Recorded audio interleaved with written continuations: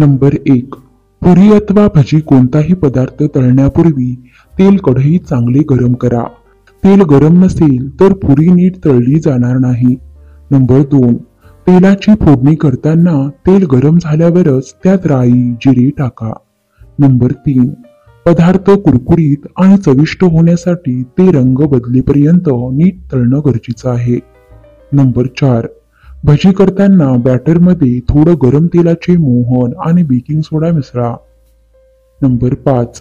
वाटण्यासाठी खोबरे भाजताना ते तेलात तळू नका. नंबर 6. तळणाचे तेल पुन्हा पुन्हा वापरू नका. नंबर 7. तळलेले पदार्थ तेल निथळण्यासाठी न्यूजपेपरमध्ये काढून ठेवू नका. यासाठी टिश्यू पेपर अथवा कोरा पेपर वापरा. नंबर 8. पुरी कुरकुरीत होण्यासाठी पीठ मळताना त्यामध्ये थोडं तांदळाचं पीठ मिसळा. नंबर 9. भजी कुरकुरीत होण्यासाठी बेसनात थोडं कॉर्नफ्लोअर टाका. नंबर 10.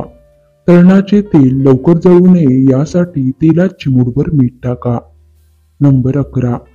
अनारसा तळताना जाळी येत नसेल तर खसखसमध्ये थोडी साखर टाकून अनारसा थापा. नंबर 12. गुळाचा पाक बनवताना अगोदर कढईला तेल किंवा तूप लावून मग पाक केला तर गुळाचा पाक कढईला चिकटत नाही. नंबर 13. जर दुधाच्या मलईमध्ये 1 चमचा साखर घालून मग त्याचे लोणी काढले तर लोणी जास्त निघते.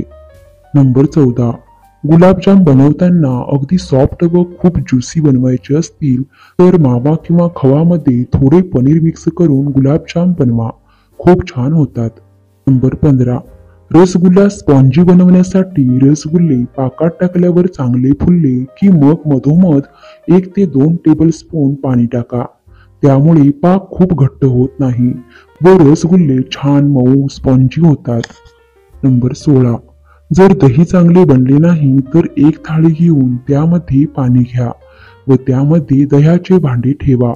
मग 1 तासांनी पहा, दही चांगले जमलेले असेल. पण भांडे हलवता कामा नये, ते एकदम स्थिर राहिले पाहिजे. नंबर 17. आंब्याचे लोणचे जास्त दिवस चांगले राहण्यासाठी मधून मधून बरणी उन्हात ठेवा. मग चांगल्या कोरड्या जागेवर ठेवा. जेव्हा आपल्याला लोणचे पाहिजे तेव्हा कोरडा चमचा वापरून लोणचे थोडे काढून घ्या. म्हणजे सारखे सारखे बरणी उघडून काढावे लागणार नाही. नंबर 18.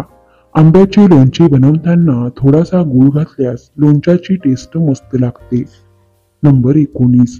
शहाळे फोडायचे असेल तर सर्वात पहिल्यांदा वरून भोग पाडून त्यामधील सर्व पाणी काढून घ्या. मग शहाळे विस्तवावर गरम करायला ठेवा. वरचा कडक भाग लगेच सुटू लागेल. नंबर 20. केळ्याचा घड दोरीला लटकावून ठेवला तर केळी लवकर खराब होत नाहीत. 5-6 दिवस चांगली राहतात. मित्रांनो, व्हिडिओ आवडल्यास व्हिडिओला लाईक करा, शेअर करा आणि सबस्क्राईब करा. धन्यवाद.